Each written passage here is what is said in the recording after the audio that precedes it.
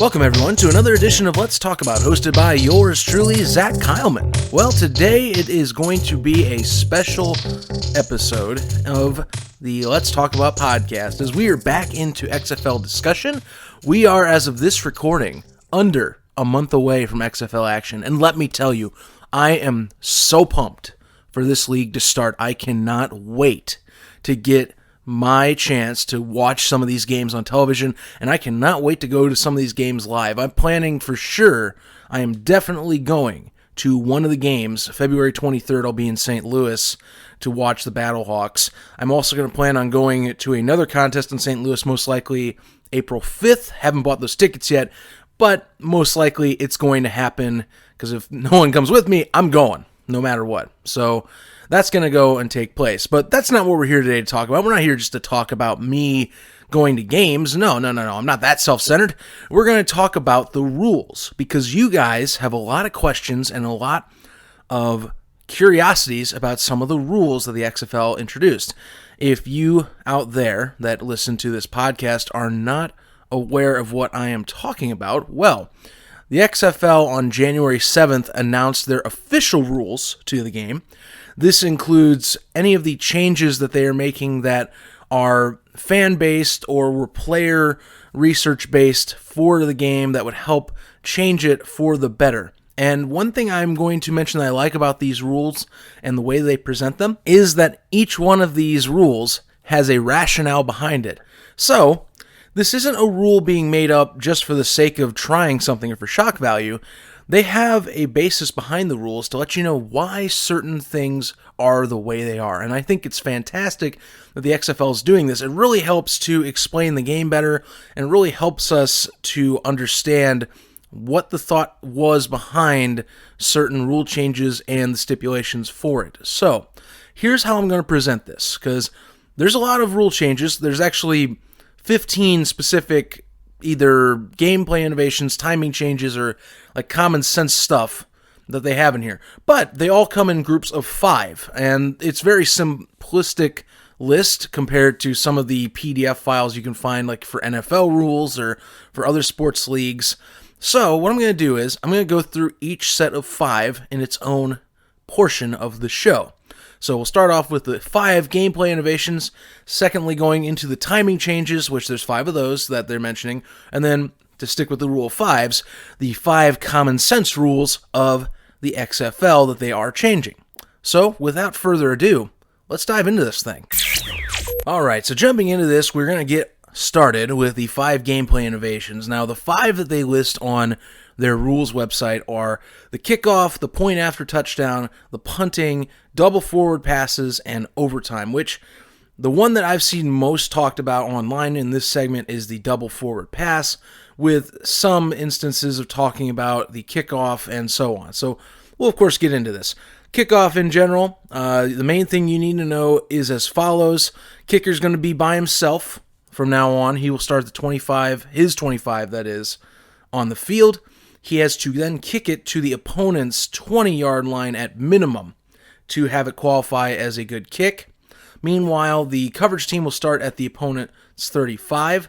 The return team will start at the opponent's 30-yard line. So it's going to be a 5-yard gap where once the ball is either caught by the returner or it's been on the ground for 3 seconds, the lines can then move. So the rationale behind this is that pretty much you're trying to alleviate as much of the injury aspect of the return as possible, while also trying to possibly inhibit more return opportunities. Because starting at 25, it means that you're going to have less touchbacks. It also means that you're going to have more explosive plays because of how close the lines are. So you should be able to hopefully find a gap, and if the returner can find the gap and hit the seam, then he's able to explode for a lot more touchdown opportunities. The game becomes a lot more exciting that way. And compared to the NFL's rules, which are pretty much that, the kicking team starts at the 35, kicks off, and then you have a coverage team back there with multiple lines and then a returner, along with the coverage team having 5 coverage men on either side of the ball. The NFL's kind of made it to where the kickoff is almost just a formality anymore. We pretty much see it as, okay, let's just get into our next possession and get things underway. And the XFL is trying to change that because, well, it's kind of a boring aspect of the NFL anymore. I mean, I grew up in the era where Devin Hester was destroying the league in his returns. That was one of my idols for the Bears growing up, is Devin Hester. And we don't see people like that anymore. We see returns, but they are not as common. Returns are such an exciting play in the NFL that really got neutered, if you ask me. And so I think that this is a good opportunity to bring it back in the right way. A few other minute things with this, by the way. If the ball goes out of bounds, say an illegal procedure, or if the ball does not reach the 20-yard line, the opposing team that is returning will get the ball at the 45-yard line on their side. If the ball bounces inbounds and then goes out of bounds in the end zone, the returning team starts at the 15. So interesting penalty there, of course, as well. So a lot of things to keep in mind. This is a rule that I really think will work well in the XFL's favor. And it's one that I think really is exemplifying what the XFL is trying to do. It's trying to become a fast-paced league with also, the rules of the standard game. And I'll get into more of that later. Secondly, point after touchdown. This one was talked about a lot leading up into the rulebook. We kind of knew about some of this going in. And so what the point after touchdown is you have 3 different ways you can get an extra point now. You can do either values of 1, 2, or 3, and you can do them from the 2-yard line, the 5-yard line, or the 10-yard line, respectively. So all those values, by the way, are for extra points that do not include a kick. That is a crucial change to this. There are no more extra point kicks. They are all offensive and defensive plays. So if you really are hurting, if you really need the points, you can start at the 10-yard line. You have 1 shot to the end zone to get a 3-point play. Basically, you can get a field goal and a touchdown in 1 scoring possession. Kind of crazy, but it definitely changes the game. Some people see this as gimmicky. I see this as a chance to really make games a little more nail-biting, because 8 points is one thing, but I mean, thinking about it, that now a 9-point gap basically can mean the difference from going to overtime or winning a game is pretty significant. So I would definitely say that this is a rule change that's pretty cool. I do like that that is offensive plays. Extra points are, I have no problem with them. The NFL has backed them up to the 15-yard line anymore, and I have no problem with that. It's just that I think this is kind of a cool way to experiment with that idea, because it's an extra point. So why not do an extra point like a scoring possession and see what you can do? By the way, if the opposing team turns over the ball and returns it to the scoring team's end zone, the value that they were going for on that possession will go to the defending team's score. So say that a defender picks off a quarterback from the 10-yard line, like it was supposed to be a 3-point play, and he returns it to the end zone. It's a 3-point addition to the defending team. So interesting rule to consider. Punts, this one has a lot of contention to it as well. Or not as much, I would say, as the double forward pass, which is next, but I've had some talks about this one being just strange to them, or the rules seem to be favoring certain aspects of the game that people don't want, but we'll get into that later at the end of this podcast. But looking at the punting rules, so punting team cannot release the ball after it's kicked. This is a normal thing in the NFL, but here's some stuff that's different. Gunners must line up on the line of scrimmage, and they have to move laterally once the ball is snapped until kicked. So there's no more gunners releasing by themselves down the field. Interesting aspect, considering gunners are such a normal thing in the NFL, and most of them are the ones that get there first to the ball. So looks like you're going to have a lot more returners moving on their own and getting more leeway with the punts. And this is even more exemplified with some of the punting rules for the punters themselves. If the ball goes out of bounds inside the 35-yard line, it's considered a major touchback. See what I did there? Major touchback. It's used quite a bit in the rules. It will go to the 35-yard line even if it goes inside the 35. So the coffin kick, as they call it, or the kick that goes to the corner that basically can down an opponent deep in their zone, is gone. So punting is pretty much at the point where, okay, now it is up to our defenders on the punt coverage team to make sure that returner doesn't get through, because they're pretty much forcing you with this rule to return the ball. Fair catches are permitted apparently, but considering how much yardage you get in a punt now, even if it goes out of bounds, you're better off just returning it. So this is going to be quite a rule that will be tested early on. I don't know, maybe there'll be some hiccups, maybe there won't. This will also help with the scoring because you're going to be starting out way more up close to the end zone than usual for these punts. I mean, 35-yard line, that's a pretty big touchback just for punting out of bounds inside the 35. That one I'm a bit shaky on, but if it makes more explosive plays, for example, more explosive punt returns, like say I get more of those Devin Hester moments that I used to have growing up, I'm okay with it. Because, again, the NFL doesn't have these as much anymore. That's the thing. We don't see this in the NFL. The NFL, when it comes to special teams, has kind of gone stale. And I know it's because of injury issues. Injuries are a big factor in the game right now, but considering the entertainment value has gone down from the loss of those, in my opinion, and it's not the main focus as to why entertainment value has gone down in the NFL, but it's one of those factors because special teams is a third phase of the game, and you're undervaluing that phase so much with some of these changes. So it's nice to see the XFL try to boost this back up to something that's, I would say, relevant and now respectable again as a part of the game. And now we get to probably the most talked about aspect of the game innovations portion of the rules. The double forward pass. What is the double forward pass? Why do we have a double forward pass? What does it do? Can we throw it past the line? Can we not? Is it a dangerous play? Here's the deal. Basically, the rundown of the double forward pass is as follows. If you are a quarterback, say you are throwing to, I don't know, some, like, we'll say a running back, running like a sweeping route or a hitch route, and you throw it to him, and he is behind the line of scrimmage. He can then throw it past the line of scrimmage to another player. Or say that you are panicking and you need to get the ball out of there, and there's kind of like this, drop off or last resort man ready to catch the ball. If he wants to, he can technically throw it past the line.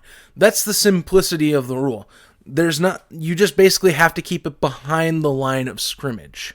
And it's different from the NFL because, well, they don't allow that. You can do lateral passes, but you have to, of course, stick that going backwards. So think about that. It's more of a gimmicky one if you ask me. I don't know how often it's going to get used. I mean, maybe for trick plays it'll be more of an innovation, but trick plays as such are gimmicks as to I see this being a gimmicky aspect of the league. I don't know how much it'll get used, and I'm fine if it's just minimally used. I mean, if play callers know how to utilize this to where I can find it efficient, fine.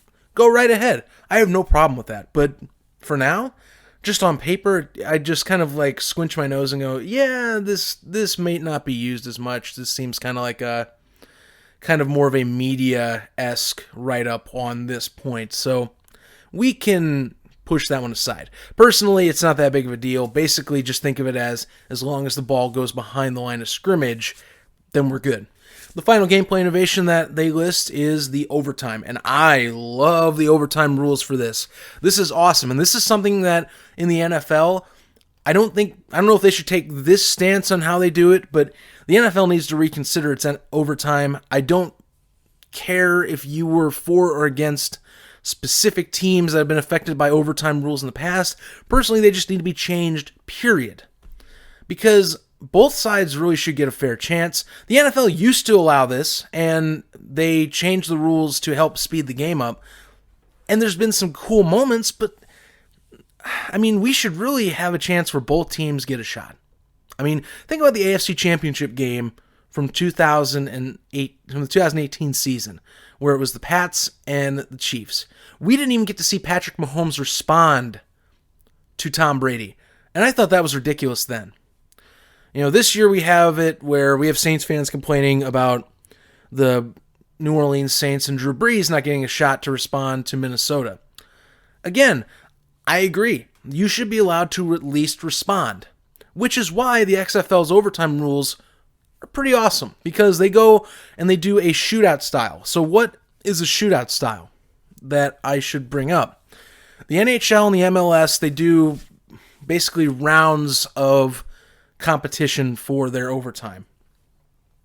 So what they do is they will basically have single play possessions. This is the XFL, by the way, and this applies for NHL and MLS kind of. But in the XFL, they'll have single play possessions that rotate. And so you'll have 5 rounds to start. Each team will rotate rounds for plays, and will get scores based on those plays. Each score counts as 2 points. And the way this works is you have to mathematically eliminate the opposing team to win. In essence, in overtime, if your team is, say, up 8 points to 4 right now, and this is the 4th possession for your opposing team has 4 points, they would need to score to stay mathematically part of the game. If you were to stop the opposing team, mathematically you would win in 5 rounds. Thus, that is how the shootouts would roll. Now, if the teams are tied after 5 rounds, pretty much this is how this would work. If teams are tied after 5 rounds, rounds continue until one team is leading at the conclusion of a round. So, if all 5 of possessions are scored between the 2 teams after 5, they'll just keep going. And that's fine too. That's how it should be, really. We should have a definitive winner. And that's what this is doing. I have never been a fan of ties. I think ties are kind of a joke. The NFL doesn't want to do double overtime anymore because it's about time constraints. And that's cool. And the XFL is mostly the same way, where they're trying to keep a game under 3 hours. But the thing is that their overtimes are also pretty fast-paced as well. So considering that they would go beyond 5 rounds, I'm okay with this. And it adds suspense for every single play. And again, you don't end in a tie. You don't feel this weird pit in your stomach feeling when a team doesn't get the chance to win or lose. I mean, I can remember specifically a point this past year. It was Arizona Cardinals versus the Detroit Lions. And that game ended in a tie. I had my best buddy right next to me watching this game. And basically, we just left there going, what do we say? Because ties are just weird. I find the concept is weird. Yes, sportsmanship's there, shake hands, go home, cool. But there should be a definitive winner and definitive loser. That's how this is, or this is how it should be with a sport that's football.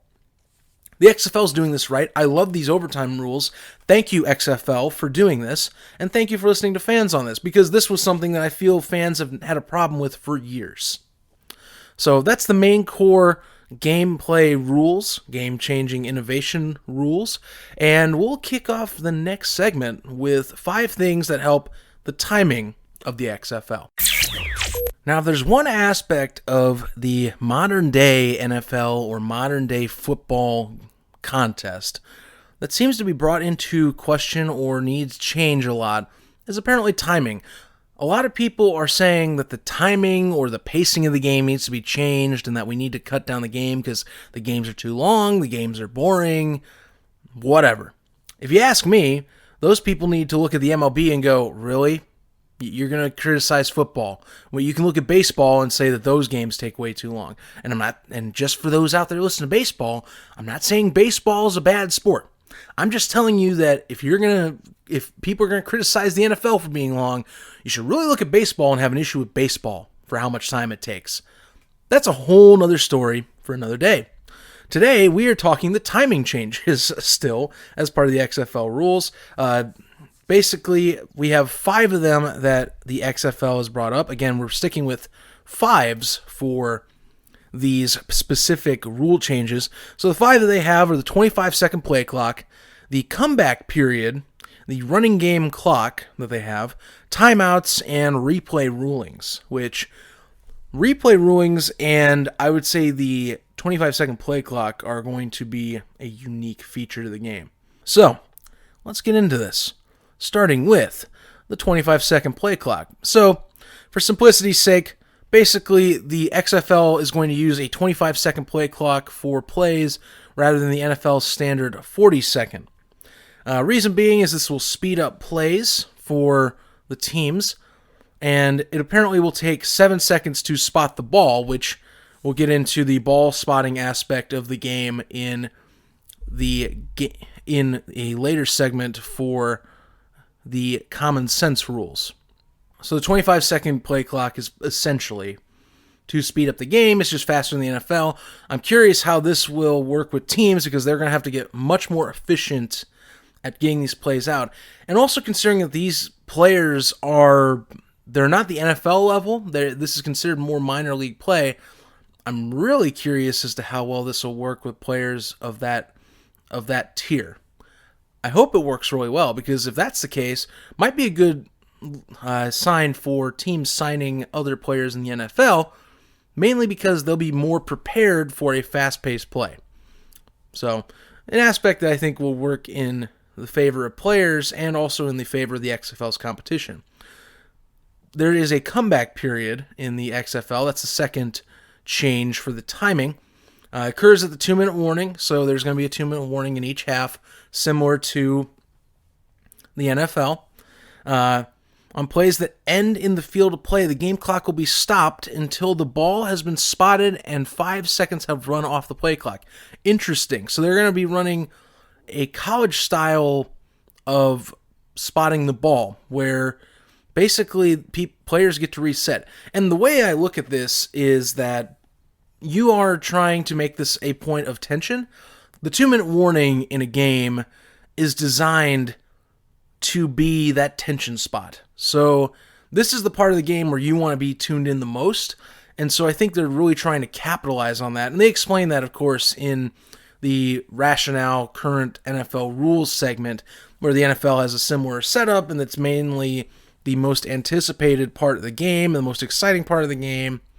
A team can also not run out the clock at the end of the game until the opponent has no timeouts and there is 1 minute left. So you have to play at least a minute into the comeback period to even run the clock out. Interesting, meaning it's kind of like the old Arena Football League rules where before last season, the final season before they went under, you pretty much had to play to score at all times. You could not take a knee. You could not end the game on a knee. So, curious. I do like that because at least you get a minute of a chance to come back and make the score close, so then teams at that final minute have to play it out. Good call, XFL. Good call. I do like it. Speaking of clock rules, before the 2-minute warning comeback period, there is a running game clock from now on. So, unlike the NFL or college, you have a completely running game clock no matter what the scenario. If the ball is incomplete, if you go out of bounds, the game clock's going to keep moving. So time is of the essence even outside the 2-minute warning. In the NFL and college, there are specific reasons the clock stops. However, you need to be on the move for this. So this is all part of the XFL trying to cut games to around or under 3 hours. And again, this has been brought up with other leagues, like the Arena Football League tried to do this, and other sports leagues that are starting for football are doing this as well, where the 3-hour mark is apparently crucial. And I think it's more to the casual fan, because hardcore fans like myself and many others in, say, the Fan Zone network that I am associated with, we're hardcore fans. We're going to watch these games no matter what. But for the casual fan that likes football but doesn't like to, I would say, use their entire day for football, I think they want these games to be cut down so they can go, okay, cool, this game's over in under 3 hours, now I can go on my way and do A, B, C, D with my day. So that's, I think, what the rationale is behind it. And I think that's okay. I'm fine with it. It worked with the Arena Football League. I think it can work with the XFL, especially with all the rule changes they have and the fact that they are working around trying to make the game suspenseful without feeling rushed. The fourth timing change I have is the timeouts. So the XFL will only use 2 1-minute timeouts per half. So there's no more 3 timeout setups like the NFL or college. And the idea is that with the 2-minute rules being in place and how they are with so much time being dedicated to focusing on those minutes of the game, you don't need as many timeouts to worry about a comeback or timeouts to worry about changing your philosophy, since the 2-minute warning is going to slow down the half anyway. So that's why they took one of the timeouts out. I don't know. I'm kind of mixed on this. I get the pacing issue that they're trying to solve, but I mean, 3 is a standard. I didn't see why that needed to be changed. That's one that I'm kind of iffy on, but I understand that the 2-minute warning acts as its own timeout. It makes the game much slower paced than it initially has been. And then the final rule change for timing, and one that has been talked a lot, and one that I really, really like for the most part. There's one portion of it I'm kind of questioning, is the replay rulings. And this is one of the most contentious, if not the most contentious aspect of college football, of NFL, is how do we do replay rulings and officiating correctly? Well, here is the deal. The XFL will have no coaches challenge, and that's the part I have a problem with, is the coaches can't do a challenge. But all plays will be subject to review from a replay official who will be stationed in the booth above the field, aka that's the Sky Judge. So they brought the Sky Judge back from the Alliance days. What is the Sky Judge? Simply, it is what they just mentioned here. He is a de facto presence at games. He can overrule officials if there is an egregious call. Bravo. I don't understand, and this is me clapping, by the way, because I'm just, thank you, XFL. I don't understand why the NFL can't initiate this. They have been asked this before, and they say, no, we can't do it. It's not possible. I ask again, how is this not a possible addition to the NFL? It drives me insane that they can't do this, because they can do this. They have plenty of manpower. They are one of the richest sports leagues in the world. How are you not able to invest into your league a way to watch over egregious play calls? This year was god-awful in how many egregious play calls there were in the NFL. And the XFL introducing these rules with the replay rulings, with the Sky Judge mentality, is fantastic. By the way, here are the reviewable plays. They are limited to this: plays involving possession, plays involving touching of either the ball or the ground, plays governed by the goal line, plays governed by boundary lines, so basically the out-of-bounds lines, plays governed by the line of scrimmage, plays governed by the line of gain, number of players on the field at snap, game administration as well, penalty enforcement, proper down, spot of foul, status of the game clock, disqualification of a player. The list of reviewable plays is identical to those in the NFL prior to 2019, is what it says in the rule. So it's boundless. It's endless. The Sky Judge has a lot of authority here. There's 2 exceptions to this rule that they list. The replay official may correct obvious errors involving player safety at any point throughout the game, and the replay official may correct any egregious obvious error that may have a significant impact on the outcome of the game in the last 5 minutes of the fourth quarter or during overtime. So, essentially what they did is they tried to fix everything that has gone wrong in the last few years with NFL officiating and put it into this little package. I cannot say enough thank you, XFL, for doing something that the NFL seems to try to ignore or try to pass off as much as it can, because it doesn't want to deal with this issue. The NFL does not want to touch this issue because it'll get refs involved with an arguing match, and it'll be this trust battle between the league and its officiating union. But the XFL's doing it right. And this might be one of the most crucial pieces to the XFL's existence, is how they do the replays and if they use it more often. The Alliance had it, but here's the thing. The Alliance also had a terrible TV deal. The XFL is going to be in front of many more audiences because of the choice of television networks that they have. Remember, 2 of these networks that they're broadcasting on, they are over-the-air broadcast networks. So Fox and ABC, those are going to be games that you can get anywhere. You do not need a cable subscription. You can just get a TV antenna and watch these games via TV antenna.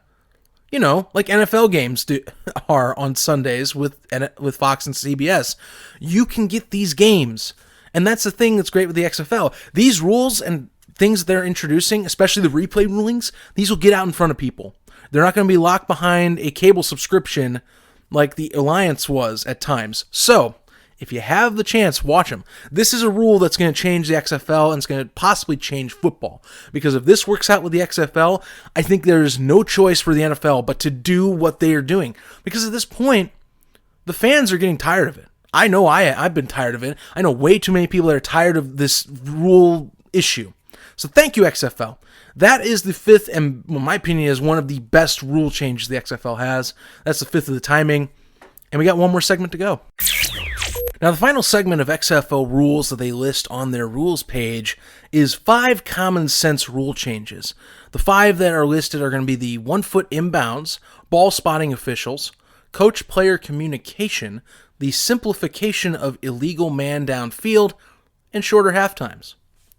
And 2 of them in particular, I am really a fan of, especially for how they're labeled or just how they affect the game in general. So we'll get into these things. So the first things first is the 1 foot inbounds, and take it as you will, whether it's a change in how professional this looks or not. But here is what they mean for catching a football, and they have outlined the process of a catch very well for this, because this is another contention point with football fans. What's a catch? What is the classification of a catch? So, to catch a ball in the XFL, here are the 3 points they have. 1, secure control of a live ball in flight before the ball touches the ground. Number 2, touches the ground in bounds with any part of his body. So the player has to touch in bounds with any part of his body, by the way. And then 3, maintain control of the ball long enough to enable him to perform an act common to the game. In example, it says, long enough to pitch or hand off the ball, advancing it, or avoid or ward off an opponent. Pretty simple stuff. And what really simplifies this is the first 2 points. Securing the ball, aka grasping it in your hands, or chest in general. And number 2, any body part qualifies as being in. They're kind of doing what the college rules are, where it's 1 foot in bounds, but they're simplifying it to a great extent. Here's the NFL rule, by the way, and I want you guys to listen to this. And I'm going to read it as the XFL website's written it from their original rules. So the NFL rule is as follows: to gain possession of a loose ball that has been caught, intercepted, or recovered, a player A must have complete control of the ball with his hands or arms, and B, have both feet or any other part of his body other than his hands completely on the ground in bounds.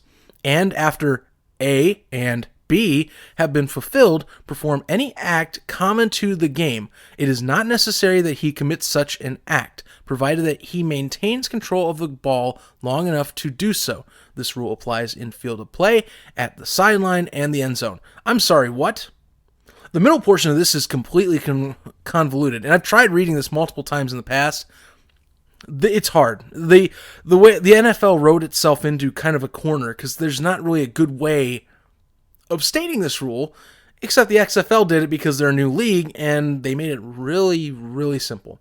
And the rationale is as follows: catches in the NFL are often up to debate because of timing control of football. By simplifying the rules to establish control of the football, we are creating easier ways for officials to determine when the catch is made. When interviewing over 100 players, by the way, they interviewed over 100 players on this, so they got player feedback. Thank you. Players often said, a catch is made when your hands are catching the ball, not your feet. Funny how that works. And I do like that aspect. Now, obviously this has been brought up by some people.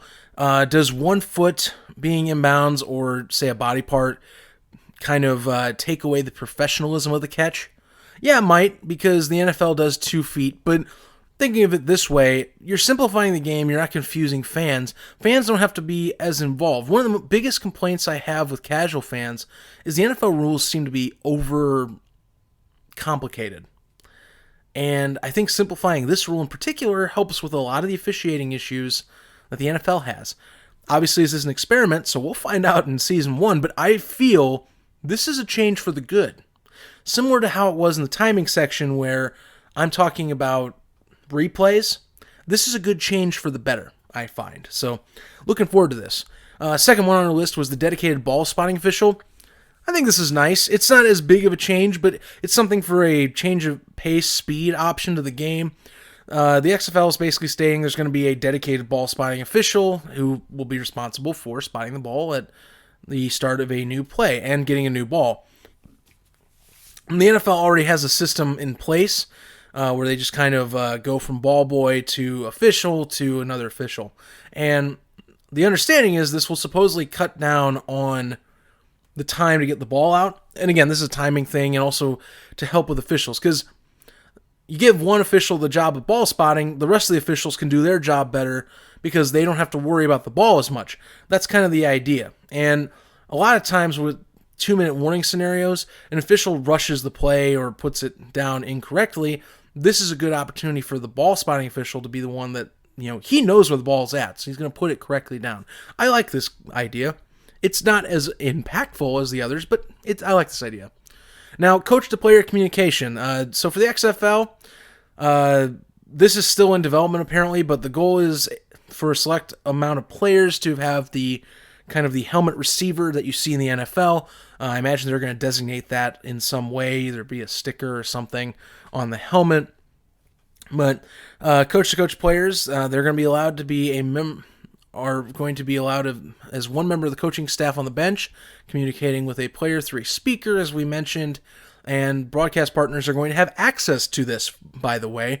So this is kind of cool. You're going to hear the communication of players getting these calls. It's going to be kind of a fun way to change up broadcasts. I do like it for that aspect. And the NFL has this too. It's just they don't, of course, allow the communication on air, and the rationale is that basically it allows people to listen into the calls if they want during the game, and then it also is just it's a common practice thing. It doesn't really change anything, I would say. The only difference is the broadcast aspect, but they're trying to figure this out. This seems pretty cool.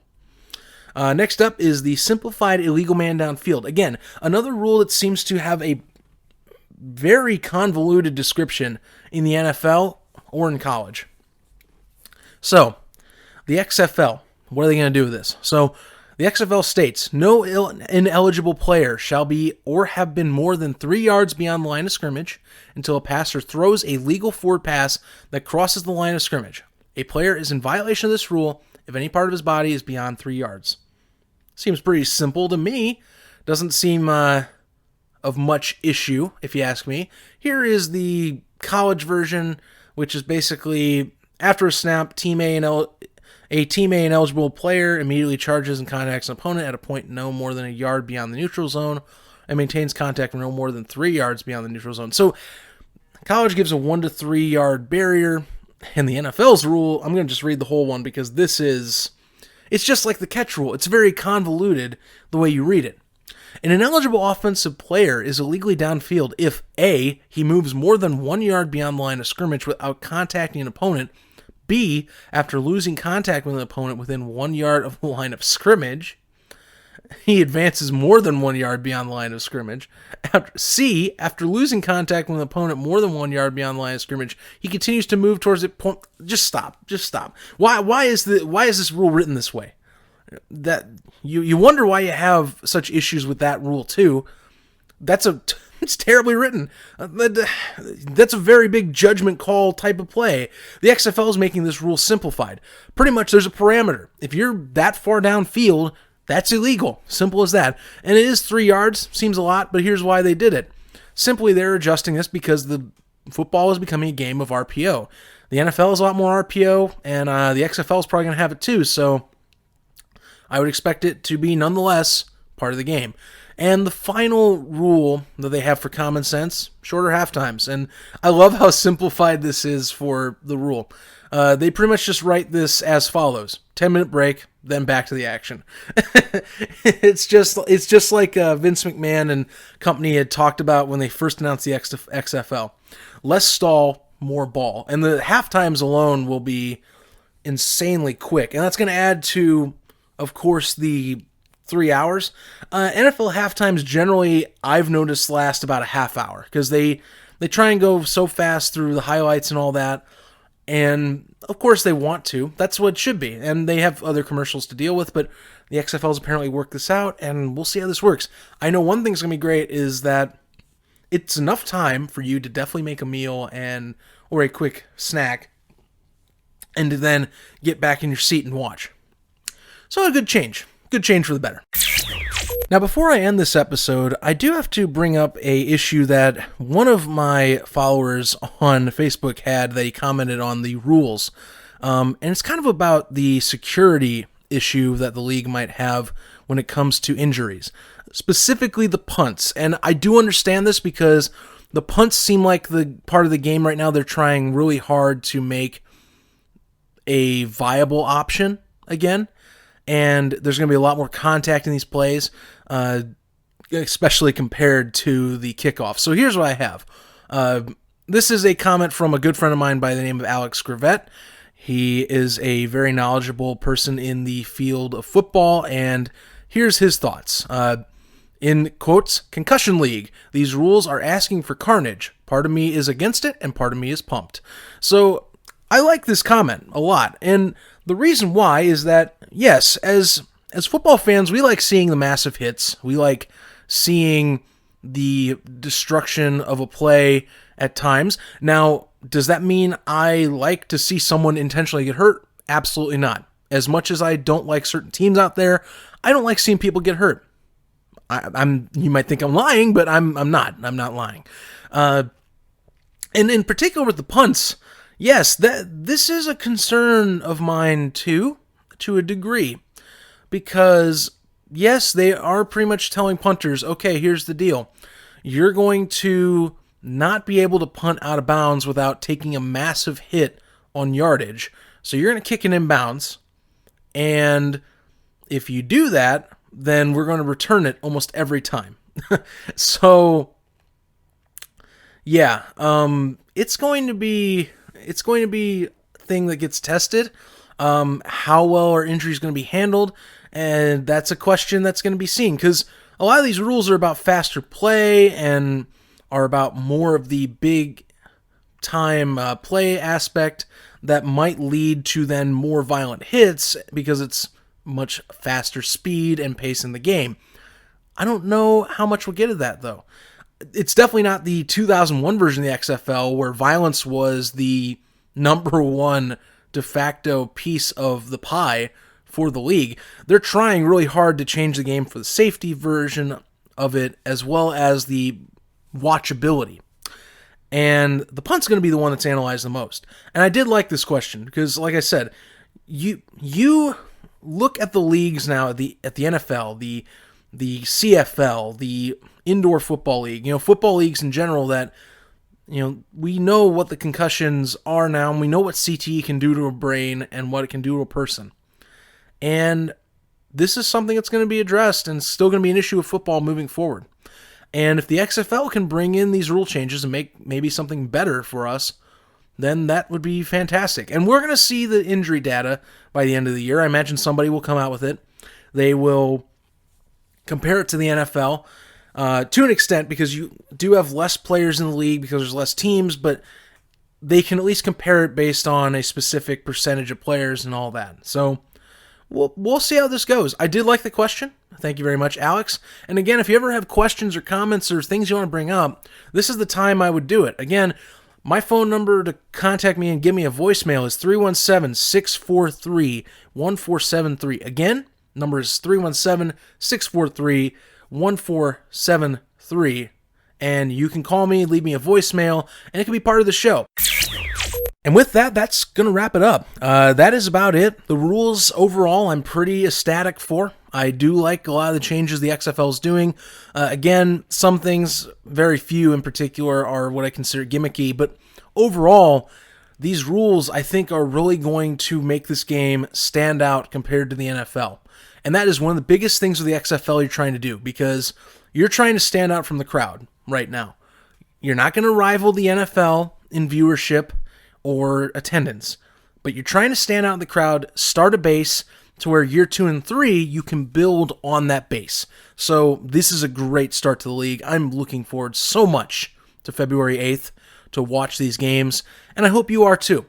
If you want to give me, again, a heads up, what do you think about my interpretation of this?